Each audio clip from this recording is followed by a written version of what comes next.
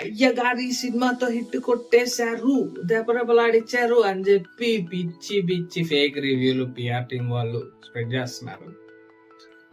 ఈ సినిమా అంత బాగుందా అంటే ఏమో నాకు నచ్చలేదు. కొంచెం బీజిఎం హీరో గాని లేపడానికి చాలా ట్రై చేశారు, కానీ కుదరలేదు. కొన్ని చోట్ల కుదిరింది, కొన్ని చోట్ల కుదరలేదు. ఏమన్నా అంటే తీసుకెళ్లి భాగ్యశ్రీ భోషే గారి నడుము మీద పెడతాడు కెమెరా, పాటల్లో పెడతాడు, సీన్లలో పెడతాడు. పెద్ద సినిమాలో జాన్వీ కపూర్ రామ్ చరణ్ ఎలా చూసాడు, అఖిల్ గారు ఈ సినిమాలో భాగ్యశ్రీ గారిని అలానే చూస్తాడు. కెమెరామ్యాన్ కూడా అలానే చూస్తాడు. ఆవిడ మీద కాన్సన్ట్రేషన్ చేసినంత కథ మీద కాన్సన్ట్రేషన్ చేస్తుంటే ఈ సినిమా బాగా వచ్చేది.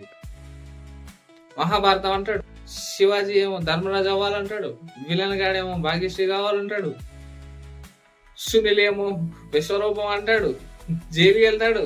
హీరో ఎందుకు జైలుకి వెళ్ళాడో మీరు సినిమా చూస్తే తెలిసిద్ది. హీరో జైలుకి వెళ్తాడు, హీరో కళ్ళకి ఏమైంది, ఆ ఫైట్ ఏంటి, ఆ ఊరేంటి అంటే సెల్ఫ్ ట్రోలింగ్ సీన్లు ఉన్నాయి ఈ సినిమాలో. ఒక ఆర్టీసీ బస్సు లేకపోతే travelling bus, Palle Velugu bus అయినా ఒక 60-70 స్పీడ్తో వెళ్తుంది. దాన్ని సైకిల్ తో చేసి పట్టుకోవడం పాసిబుల్ అంటారా? ఓకే, సినిమా హీరో లిబర్టీ తీసుకున్నాము అంటే ఏమో మేబీ అయి ఉండొచ్చు. హీరోకి నరగడం ఒకటే తెలుసు, అవతలుడు ఎవడని కూడా చూడడు, నరిగేస్తాడు, పొడి చేస్తాడు.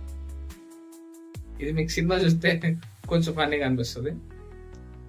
నేను చెప్పింది మీకు గుర్తొస్తుంది సినిమాలో. సాంగ్స్ అయితే అవి పెద్దగా హుక్ అయినట్టు అనిపించలేదు, అంటే చూడడానికి వినడానికి అంత మంచిగా అనిపించలేదు. వాళ్ళ ఫ్రెండ్ క్యారెక్టర్స్ ఒక 3-4 ఉంటాయి, కానీ ఒకటే పెద్ద వాళ్ళకి టైం ఉండదు, స్క్రీన్ టైం ఎవరికీ ఉండదు. వాళ్ళ ఫ్రెండ్స్ కి గెటప్ సీన్ కూడా అక్కడక్కడ చిన్న చిన్న డైలాగ్స్ ఉంటాయి అంతే. లాస్ట్ లో క్లైమాక్స్ దగ్గర ఒక సీన్ ఉంటుంది అంతే, అంతకు మించి సెకండ్ హాఫ్ లో అయితే అయ్యగారిది గెస్ట్ అపియరెన్స్. ఇంకా చూసుకోండి, మీ ఇష్టం. ఇంకా ఆ సినిమా మీద చూడాలనుకుంటే చూడండి. That's all your risk. That's all for this video. Please like, share, subscribe. Thank you.